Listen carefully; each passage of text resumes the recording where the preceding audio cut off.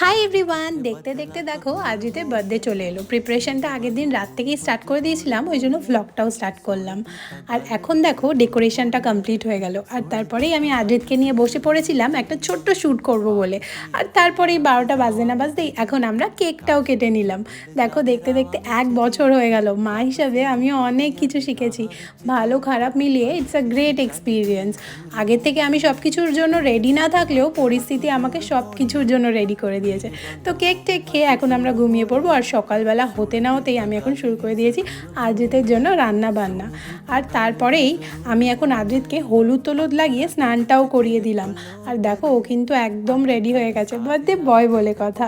আর তারপরেই আমি আদ্রিতের জন্য ওর লাঞ্চের থালাটাও সাজিয়ে নিচ্ছি। আর এখন আমার শাশুড়ি দেখো ছাদে গিয়ে ওর জন্য ফুল তুলছে ওর বার্থডের থালাটা সাজাবো বলে।